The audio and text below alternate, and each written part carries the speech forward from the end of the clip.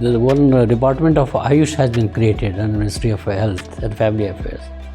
So why there was need for creating a department of Ayush? What is the importance of Sringeri town? What's the philosophy of Buddhism? Your DAF says that you are also connected with Hubballi, right? Yes. What is the connection of Hubballi with national flag of India? What is GB syndrome? This has been in news very much recently. Even the Health Ministry has also issued certain guidelines and advisories in this regard.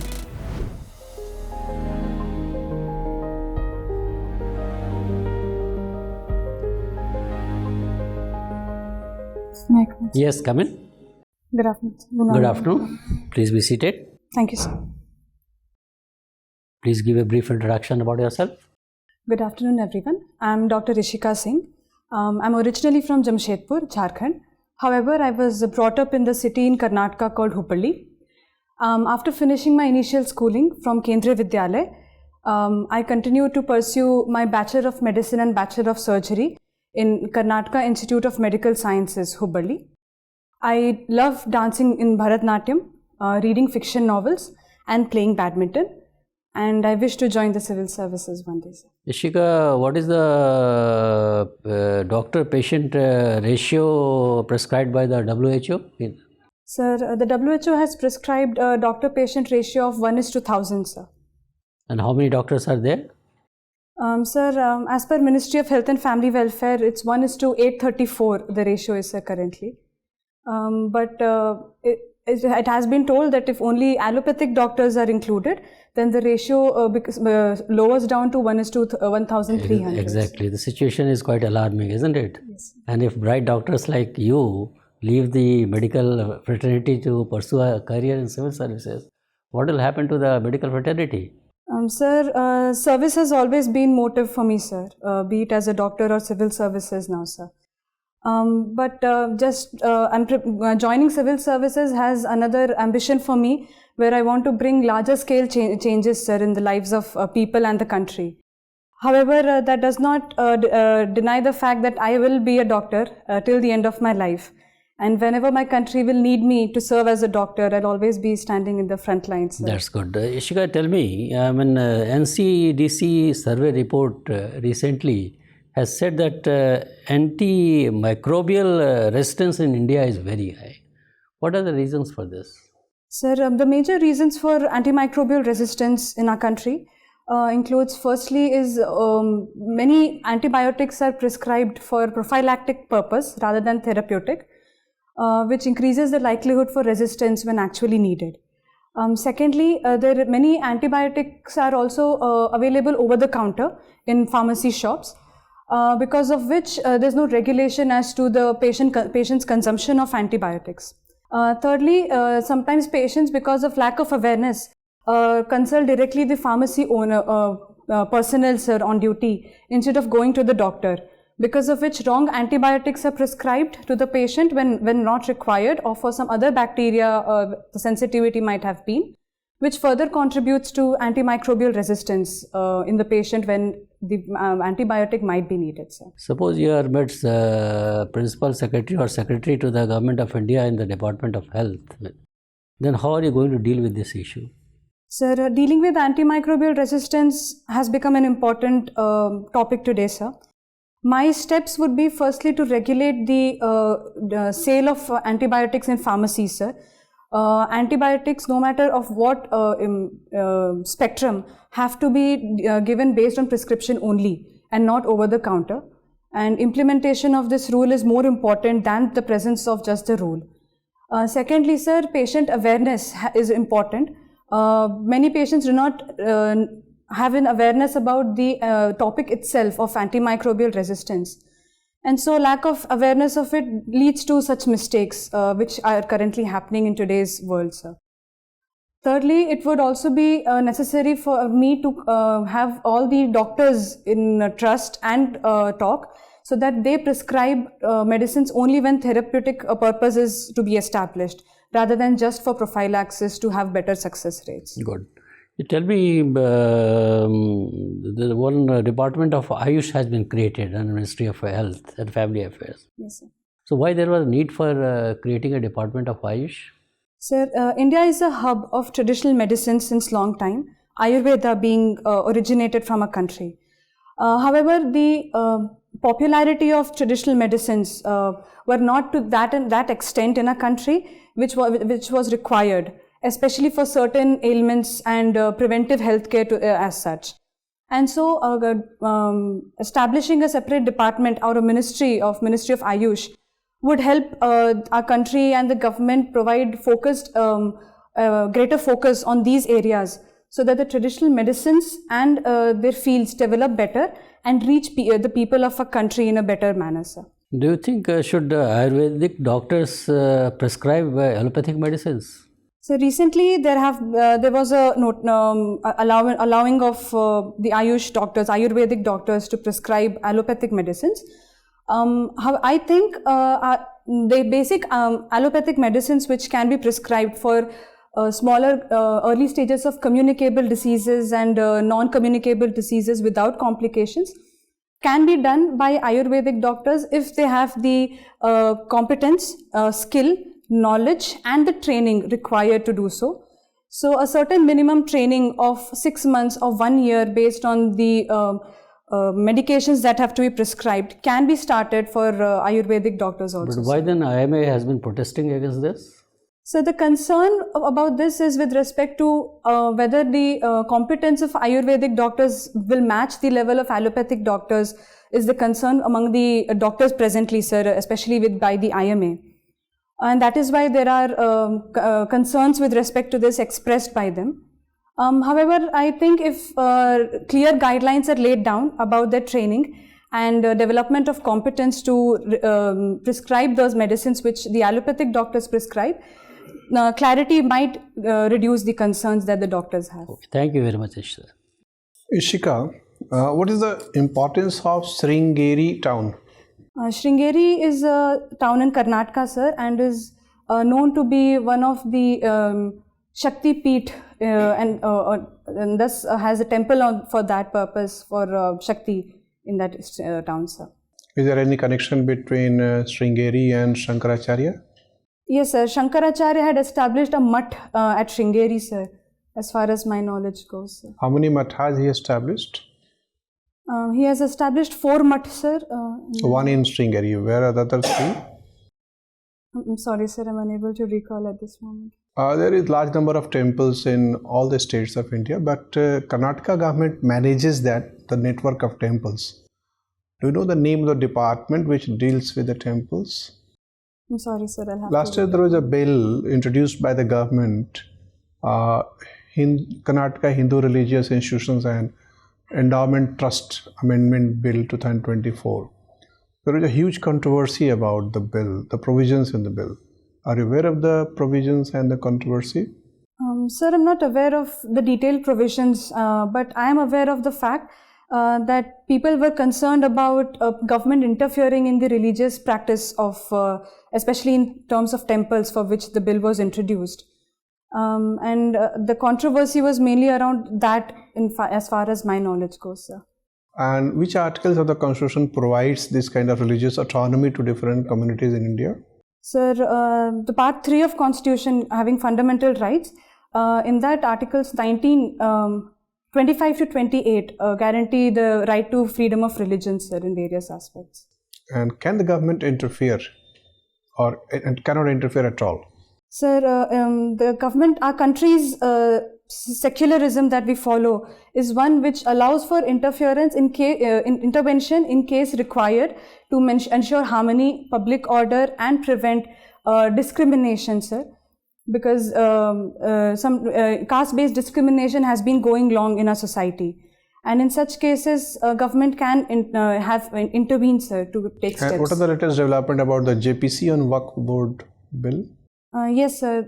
The Joint Parliamentary Committee was appointed to look into the amendment bill that the government had introduced in 2024. The provisions, the proposals that were put forward included, one was to remove Waqf by use, which was already there in the Act of Waqf Act earlier. Secondly was to have a board to be established for Waqf board, which was to be established, was to include non-Muslim members and females as a member of the board. Third, the district collector was to be made in charge for deciding upon the properties which are to be given to Waqf board or not. Fourth proposal included whether who can donate the property to the Waqf board as a Waqf, sir. Recently, government functionary in Delhi, ex-minister in Delhi had made a proposal to offer salary to the priests of a particular religious community. Do you think this kind of salary offered from the exchequer of government to a particular religious group is constitutionally valid? Sir, providing salary from the government exchequer to particular religious group has raised questions, certainly, among the minds of people. However, I think if the government is not discriminating with respect to the utilization of the funds towards salary, then it will be a welcome step. However, if the salary provision is targeted only towards one particular religion or one particular group of that religion, it might not be the right step. However, considering all the religions equally and providing the salary should not be having any problem in mind. My final question, some people are demanding that the two words which were inserted in 1976 through 42nd Amendment, secularism and socialism, should now be removed. There is no need for these words to continue in the preamble.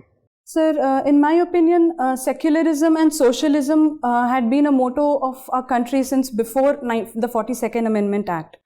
And the insertion of the two words, terms in the preamble, not only were not just an introduction, but strengthening of our belief in secularism and socialism and India as a welfare state.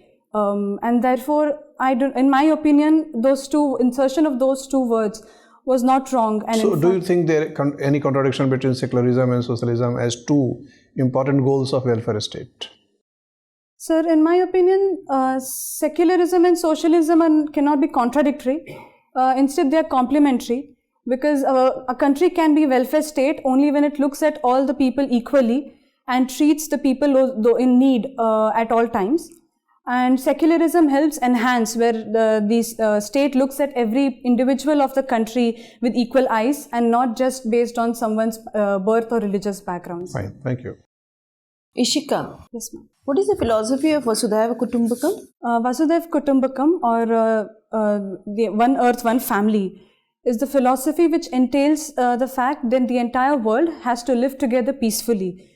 And should have a motto directed towards the development of the entire world and not just one region or country. From where it has been taken? I'm sorry, ma'am. No issues. What's the philosophy of Buddhism? Buddhism, as established by Gautam Buddha, stands on the philosophy of middle path, where they say that the world is full of sadness or issues. And the desire is the root behind this issue, behind the sadness. There is a cure for the sadness, and the middle path is this means through which one can achieve liberation. Okay. You mentioned that you have been, you are a student of KV, right? Yes, ma'am. So tell me, Ishika, why in India there are so many variants of schools? For example, I'll tell you, KVs are there, Navodaya Vidyalayas are there, Eklavya Model School is there, and so many, like PM Shri. And on the top of that, we have public school and private schools. Right? So why do we have so much of categorization in school education? The presence of public and private schools is with respect to government wanting to provide education to students who cannot afford the prices that private schools demand for. Whereas the differentiation among the public schools into KV, Navodaya Vidyalaya and Eklavya model schools is with respect to the requirements with time. Initially, Kendriya Vidyalayas were established to cater to the government employees who were transferred on a regular basis and required a place for education for the children. However, when later on need came for the underprivileged children who could not afford a school education, where Navodaya Vidyalayas were established, which provided even residential facilities to the children.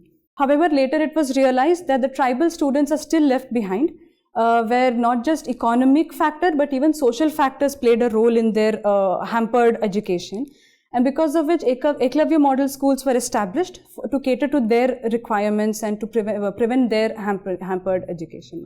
Okay, good. Ishika, the declining fertility rate, among women, is it a major concern for us, or it will improve on its own? The declining fertility rate in our country is majorly because of the policy that we have followed to prevent population outburst that we were experiencing and we are experiencing. And no other reason other than that policy reasons?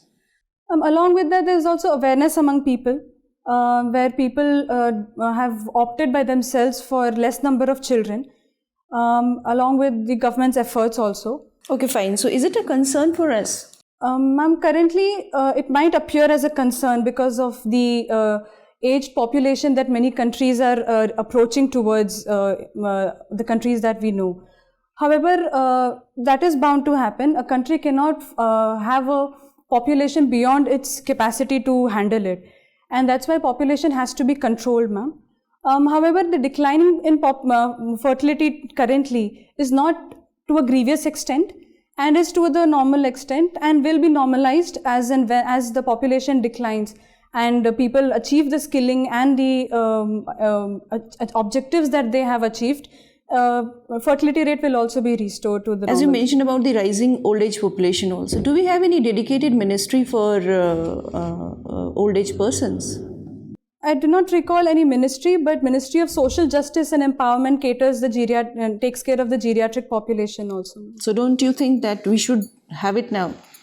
With the rise in elderly population, separate department for geriatric care and justice is necessary, ma'am, in my view. However, at this moment, instead of establishing a ministry, first steps have to be taken to take care of the geriatric population, either through their healthcare, skilling, so that their experience can be utilized in some certain sectors where they can provide their knowledge for. And okay, fine. My final question to you. From where have you done your internship? I'm from my institute itself, Karnataka Institute of Medical Sciences. Okay, so it was, what are the challenges as a doctor you have faced, as a female doctor rather? The major challenges that I faced during internship were firstly the facilities that are available even today, and some hospitals do not match the requirements that we have. The patient load in government hospitals especially is extremely high, and the ratio of doctors posted for every department is low. Thirdly, I would say when I was posted in PHCs, again the attendance of doctors was an issue when I was attending, and because of which since we were not senior doctors were not available, taking care of patients who were in comparatively greater severity of disease became an issue. Stock of medicines is still an issue today, especially in the district which I was working, where even the basic medicines like paracetamol were not available in plenty, which hampered patient care. And otherwise, security of doctors was not an issue? In my institute, we were fortunate enough to have been provided enough security measures, ma'am. So we felt safe, and we were trained from the very beginning about interaction with the patient and attenders. And so I personally did not experience any security issues, ma'am. That's good. Thank you. Ishika, what is so special about Dharwad Peda? Sir, Dharwad Peda worldwide is famous because it was where it was initially made from. It is made from milk and khoa. I'm sorry, I'm unable to recall the English term for it. And sugar coated, and thus is a delicacy favored by many. Right. Anything related to GI tag? Yes, sir. Dharwad Peda has also been given the GI tags. Right, fine. Your DAF says that you are also connected with Hubballi, right? Yes, sir. What is the connection of Hubballi with national flag of India? Sir, in the taluk of Hubli, there are two places, Garag and Bengeri, which are known to manufacture the tricolor flag for the entire country, sir. And what is so special about these units? I mean, these are manufactured all across India. but there is something which is very specific about these units, Hubli units. So one I can think of is the Khadi Gram Udyog headquarters is established there, sir. Right. And the So they are the only BIS certified manufacturing unit, right? Fine. Your DAF says that you have, you are born in Jamshedpur and in a telco colony. Yes, sir. What this telco is all about? What is the full form of telco? Sir, telco stood for Tata Electronic. Tata Electronic? No, sir. And what telco makes? Sir, telco has been associated with the manufacturing. First is iron and steel, sir. So that is another unit. Yes, sir, Tisco. company. Yes, sir. Yeah. Then it has motors. Tata Motors are there, which manufactures vehicles, sir. Right. So in a particular year, the name was changed from Telco to Tata Motors, right? Yes, sir. So why it happened? Earlier it was Telco for near about 50 years. Afterwards the name changed and now we know the name as Tata Motors. So why this was necessitated? Sir, I can't recall the exact reason, but it was said that telco when telco was established, it also had some associations with the government, and that's why Tata Motors, it was renamed to Tata Motors, so that it provided a broader range of its services being provided, and secondly it ensured that Tata's name was the only association. Anyways, it is related to the L of telco, which is locomotive. So now Tata Motors are not making locomotives anymore.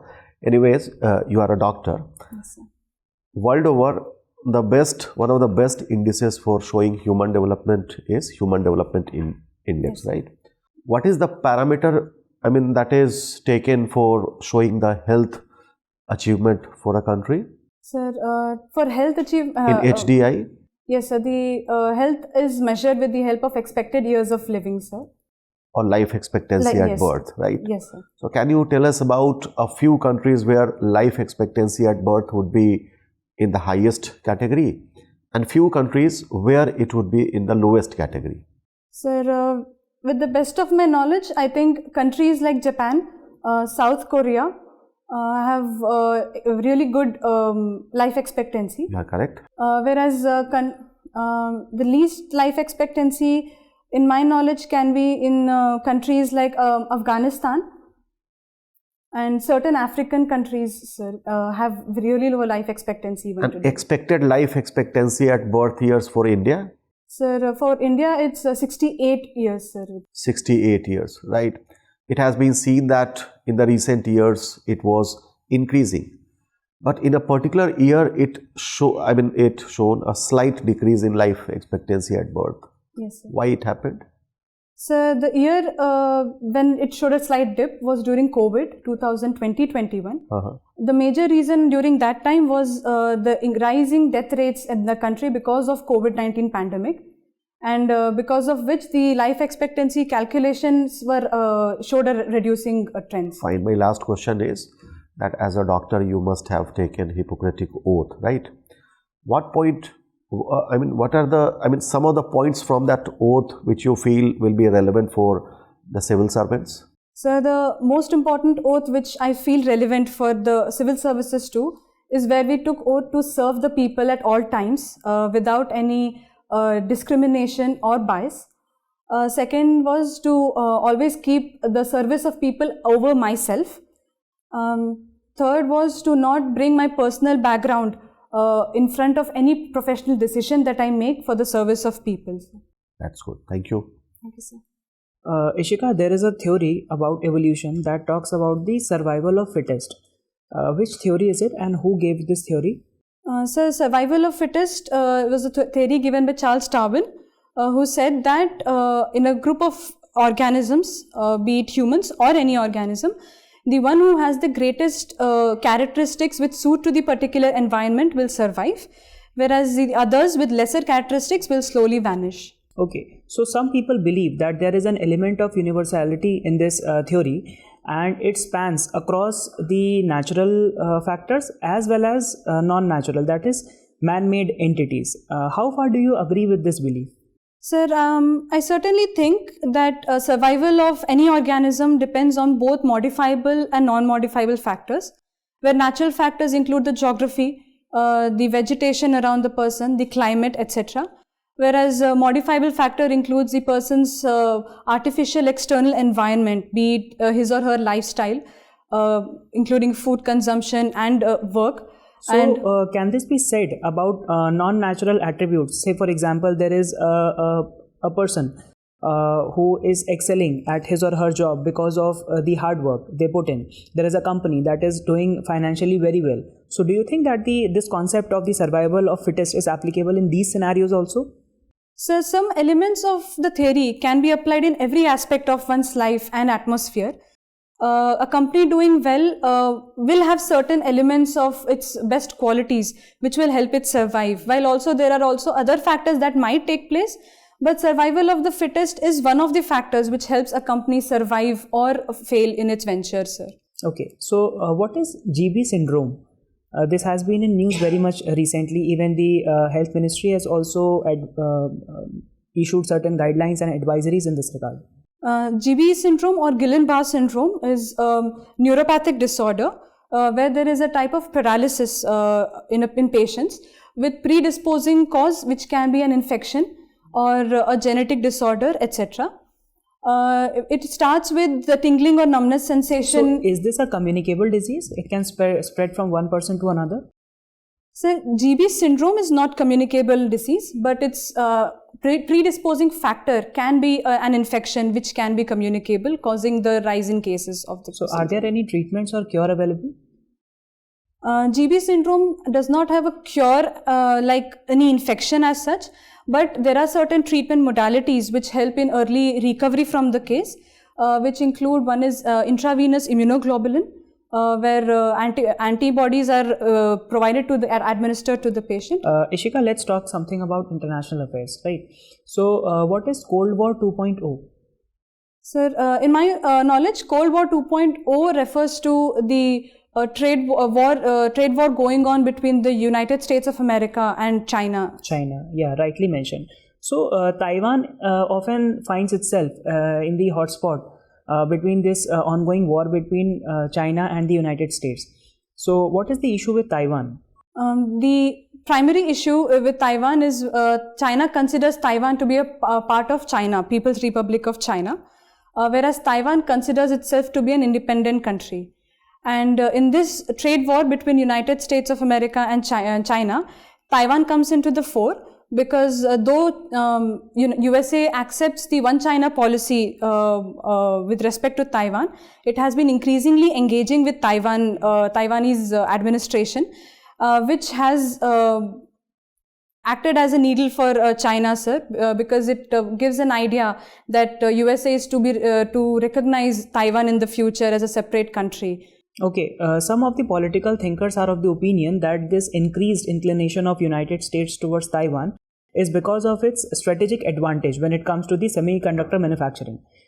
India is also having its own plans with regards to semiconductors. What are we doing?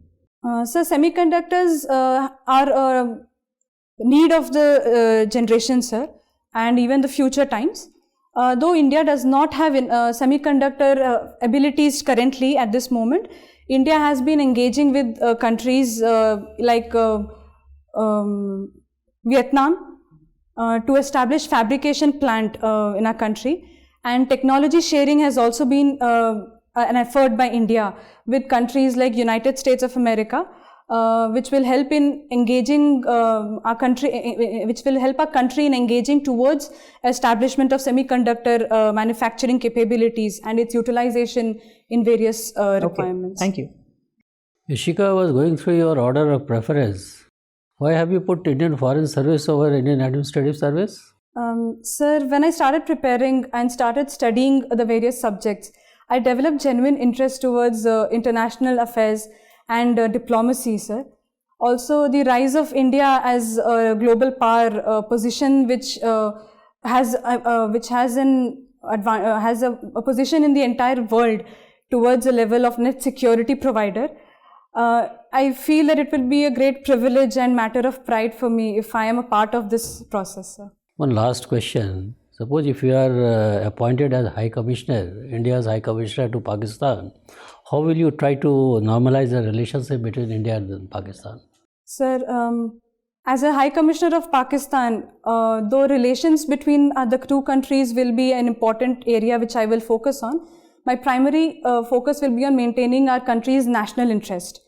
We'll have to first ensure that Pakistan or any country does not engage in terrorism at night while talk of trades in the day, sir. So firstly, I would like to address the security issues that Pakistan has been responsible for in our country. And once the security issues have come into fore, have been come to resolution to a certain extent, I will further enhance our ties with Pakistan in the economic, cultural and other aspects. Have you heard about the concept of piece by pieces? Yes, sir. I have heard of the concept where... Are you confident to elaborate on this, or we should leave it here? No, I'm not very much sure about the idea, sir. Okay, thank you very much, Ishika. It was nice talking to you. The interview is over. You may go now. Thank you, ma'am. Thank you, sir. Thank you, sir. Sit down. Your interview is on 7th. Yes, sir. Which attempt is this, Ishika? First attempt, sir. Very first attempt. So, how was your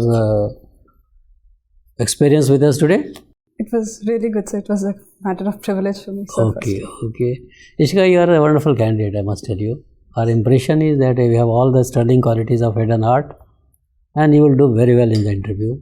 So, interview you are going to get good marks in the personality test, no doubt about it. It all depends how you have done in your mains examination. That will largely determine your selection or otherwise. But I think in your very first attempt, if God helps you, you may find your name in the list of successful candidates. Thanks. Because UPSC board will like to induct young girls and boys like you, who are passionate, who are articulate, who know what they are speaking about. All those things. So articulation-wise, your communication skill is excellent. Yes. Particularly the medical field, I don't think you will have any problems dealing with any issues, whatever is asked. What questions will be asked is anybody's guess, you know that. But some questions we have asked you, now WHO is also in the news. So make your point of view very clear, what you want to say. That simple question that the WHO has lost its relevance. So should India also not pull out from the WHO, that kind of a thing. So you have to give very balanced. So I tell every candidate that this interview or the personality test is the test of your personality, is not the test of your knowledge, isn't it? Knowledge has already been tested. Personality means that there are certain qualities of a civil servant. And first and foremost, if you ask me, is the personal integrity of the candidate. So during 30 minutes of your interview, make sure that your personal ethical values are never ever compromised. Meaning thereby that there has to be honesty of purpose in all your statements. No guesses. Absolutely no guesses. You don't know, be humble enough to admit, sir, I'm not aware. Yes. Instead of making a guess and getting into a problem. So that's the only thing. And then try to give very balanced views on any contentious, debatable issues. Otherwise, looking at your DAF and from little experience, I can tell you that some questions will definitely be related to your medical science. Definitely. Yes. And look at what are the things happening in the current day. AI has been playing a big role in this. So what are the ethical problems related to AI? Everybody knows that diagnostics and all that you are doing and all. But what are the ethical issues related to AI? And what are the regulatory mechanism you think should the country adopt to ensure that AI does a good work without compromising on the ethical values? So that is, AI is one thing. Then rural the healthcare system, is a big problem. In that, the concepts of telemedicine, remote monitoring and all that will come into, may be discussed. So then, Then we asked you questions on your insights on integration of traditional medicine and modern medicines. Your answers are good and well thought out answers. Not an issue on that. You are a girl from Hubli. Hubli itself is is a happening place, isn't it? Be it education, is an educational hub. Then industrial belt is also developing.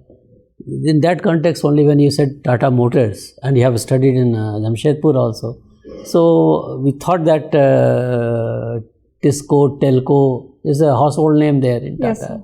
So you would be knowing Tisco has been now converted into Tata Motors, Yes. isn't it? So just note down somewhere, and if at all such type of question is asked, you are not found wanting in answering those questions. Then apart from Tisco, Telco, Tisco, I think Hitachi also has some presence there, if I am not mistaken. Yes, sir. So about the Japanese technology and all that, and what technology our country is using, where all this Hitachi technology is being used in our country, in what areas. Apart from normal areas, now this your bullet train which is coming up between Ahmedabad and Mumbai. So there the rolling stock is based on Hitachi technology only. There is a conglomerate of 2-3 firms, but Hitachi is the main partner in that. Just for your information, you have to have some knowledge about that. Yes. Then Shikshan Kashi, I have already told you about that. The Hubli is known as Shikshan Kashi also. Yes. And then Bharatnatyam. We didn't ask you questions on Bharatnatyam. So Bharatnatyam, in that context only this Sringeri had asked, no? Sringeri is important. Yes. If you connect Bharatnatyam with Sringeri, you will get the answer, isn't it? So that is all related, and all forms of classical and folk dances you must be having a knowledge. Yes. One thing which baby asked, because you have studied in Jharkhand, you have studied in Karnataka. So, did your schooling from Jharkhand? No, sir. No, Entire thing is in Hubli, Oh, Karnataka. you're simply born in Jharkhand? Yes, sir. Okay, so never spent any time in Jharkhand? Only vacations.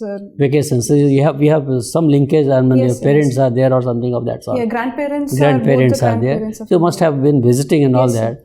Then general condition about the suppose empowerment of women. How do you find, I mean, the women in Karnataka, particularly in Hubli, are different from that of Jharkhand and all that. Such kind of, and then that may lead to larger issues of women empowerment, the policy decisions, the policy initiatives made by the government to empower women, and what is your definition of women empowerment and all that. So those things may be asked. Otherwise, and IFS is, you expect a lot of questions on international affairs. There's a premonition that probably you will be getting a lot of questions. What questions will you ask? But prepare, a lot of time is there, and give a very balanced view on everything. Yes. Because your technology and international relationship is going hand in hand. How technology is playing a role in the international relationship. You should be clear about that.